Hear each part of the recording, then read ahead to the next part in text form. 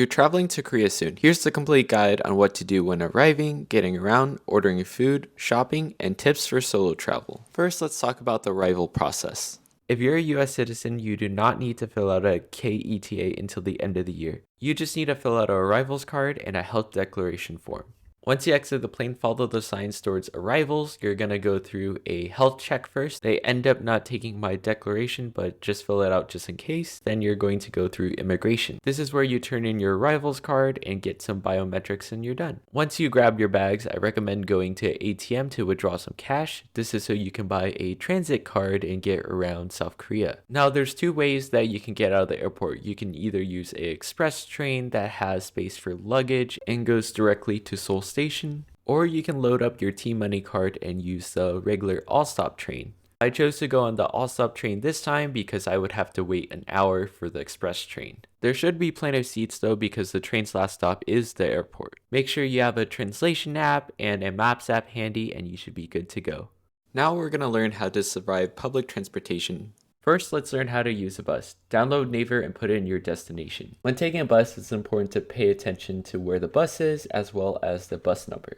Make sure you're getting on the right bus and then tap your card to pay. During the ride, keep tabs of how many stops you have left and use the progress bar to help you out with that. Before your stop, press the stop button and tap out. Now let's talk about how you can take trains. Once again, open Naver and put in your destination. Then you're going to get different options to get there. I'm going to choose the top one. Then pay attention to what line you're taking, where it's heading, and where it's bound. Then follow your maps towards the station and the signs inside towards the line. Alright, let's practice. You look at the signs and you see this. Are you on the right platform? If you said yes, I would consider getting a taxi because you're not at the right station. Instead, you should see something like this. Alright, you got on the right train, but now you need a transfer. This train's a little different though because it's express train, so I want you to pay attention to the timetable. If you see a train in the station but the timetable says the express train doesn't come in 9 minutes, that's probably the regular train. Okay, so you take the express train and you made it to your destination. All you need to do is follow the signs towards the exit. My last piece of advice is if you're carrying any luggage, make sure to take the accessible entrance. Next, let's talk about ordering food without embarrassing yourself. Level 1, kiosk.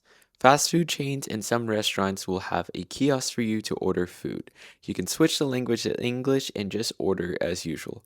And if you don't speak Korean, you can show them the receipt and they can confirm if it's your order or not. Level 2, street food. Most street food places will let you eat there. Just find an empty seat or a place to stand and say what you want to order followed by 주세요. Please give me. So for example, 떡볶이 주세요.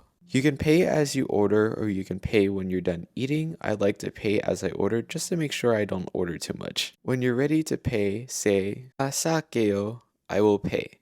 Level 3, restaurants. When you enter a restaurant, they will usually ask how many people are in your party. You can just hold up how many fingers. When you're done taking a look at the menu and want the waiter's attention, say 사장님, owner over here, or 저기요, excuse me. When you're ready to order, say 주문할게요. I'd like to order. Then you can point at the menu and say, 이거 주세요. I'd like this, please. Once they give you your food, they will also give you a receipt. You would then bring this receipt up to the front to pay at the end of your meal. Alright, now what about shopping? To shop tax-free, you now need a minimum spend of 15k won instead of the original 30k. To take advantage of this, go to a tax-free store and present your passport when checking out. The tax-free will either be applied automatically or you can go to a kiosk to get your refund. You can either get a cash refund or a credit refund. I found that credit refund is easier. If you forget to get your refund, you can always do it at the airport. However, sometimes the lines could get long. Lastly, let's talk about solo traveling in Korea. Let's first talk about dining. To be honest, solo dining was something I feared the most during my South Korea trip.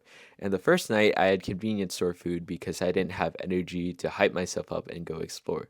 The next day, though, I was feeling more refreshed, so I ended up solo dining a lot and found that it was easy to do so. There are even places that are designed for it called honbaps, eating alone. The only time you're going to run into problems is if you're going to Korean barbecue places that require a minimum of 2 people or that you eat 2 servings. That brings me to the next topic, friend. You're probably like, Min, it's my first time traveling. It may be a little lonely not to share my experience. Womp womp. It wasn't like that for me though. Y'all stay safe though. Luckily for me, I already had a friend to help me acclimate, but if you need help finding friends, I tried Hello Talk in the past, and I also heard going to English learning cafes were another good thing. Lastly, let's talk about language barriers. If you don't know Korean and you get lost easily like me, solo traveling can be intimidating. But I found that Korean people are really nice and understanding. You just gotta know a few phrases, have a translation app handy, and if you get lost, pull up a map of where you want to go, point to your phone and say, 실례합니다. Excuse me, 어디예요? Where is this? Or if you're fancy, 여기까지 어떻게 가나요? How do I get here? So, can you solo travel in Korea? Absolutely. With proper planning, an open mind, and a sense of adventure, your solo journey in Korea can be an unforgettable experience. Until next time, travel well.